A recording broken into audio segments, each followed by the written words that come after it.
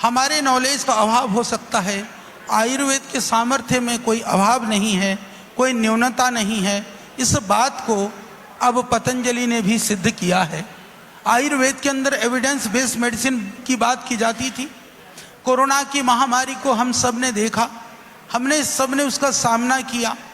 जब सारी दुनिया के अंदर एक हाहाकार और कहीं ना कहीं हताशा और निराशा का वातावरण था, आयुर्वेद लोगों के लिए एक आशा की किरण बन करके सबके सामने आया और कोरोनिल जैसी महाऔषधि से, जिसके विषय में लोगों ने बहुत प्रश्न चिन्ह करने का प्रयास किया, पर हमें आज इस बात को कहते हुए प्रसन्नता है कि दुनिया के तमाम देशों के अंदर कोरोनिल ने तहलका मचाया और वर्ल्ड का टॉप लेवल के रिसर्च जर्नल्स में कोरोनिल ने वह कवर पेज पर स्थान पाया और विश्व के जो टॉप रिसर्चेज होते हैं जिसका साइटेशन मैक्सिमम किया जाता है, उन रिसर्च पेपर में कोरोनिल का रिसर्च पेपर है। इसीलिए आयुर्वेद में शक्ति है, उस शक्ति को दुनिया में पहुंचाने के लिए हमको प्रयास करने की आवश्यकता है।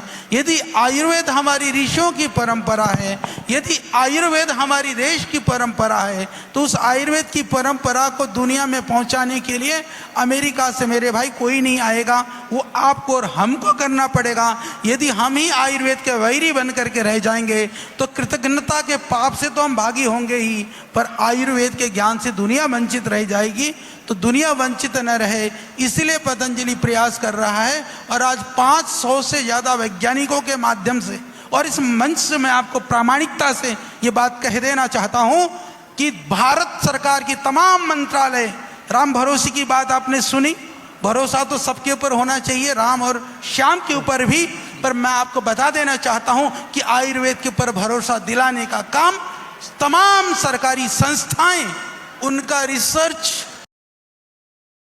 उनका जो डॉक्यूमेंटेशन, एविडेंस बेस्ड मेडिसिन का कार्य लगभग 30% है। पतंजलि संस्थान का अकेले का कार्य 70% है। यह मैं आपको बताना चाहता हूँ।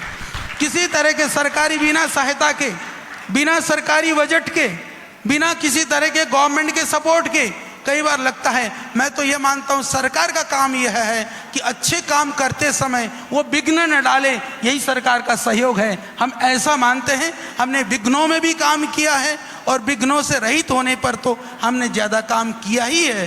तो इसीलिए काम करने की तमन्ना हमारे दिल में होना चाहिए। मैं देख रहा था कुछ स्टार्टअप के युवा लोगों की अभी बात हो रही थी, सम्मान की बात हो रही थी। माननीय मंत्री जी यहाँ पर बैठे थे।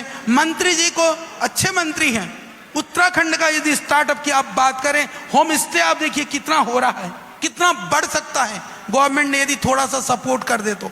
आज जड़ी बूटियों की बात करें, आज पूरा जितना भी उत्तराखंड के अंदर लगभग 16 lakh ton horticulture, agriculture, herbal produce होता है। इससे ज्यादा की खरीद पतंजलि अकेला ही करता है। तो कितनी संभावना है, उन संभावनाओं को लोगों को पता भी नहीं है, जनता को भी नहीं पता, कई माने में सरकार को भी नहीं पता।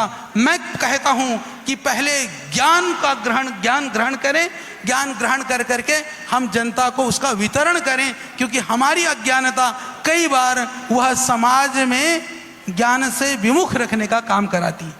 अमर उजाला अब आपके टीवी पर भी। अपने स्मार्ट टीवी पर YouTube पर सर्च करें अमर उजाला, चैनल सब्सक्राइब करें और देखें ताजा खबरें, वो भी HD क्वालिटी में। और हाँ, बेल आइकन दबाना ना भूलें ताकि हर खबर हो आपके घर। अमर उजाला, निष्पक्ष, निर्भीक, निरंतर।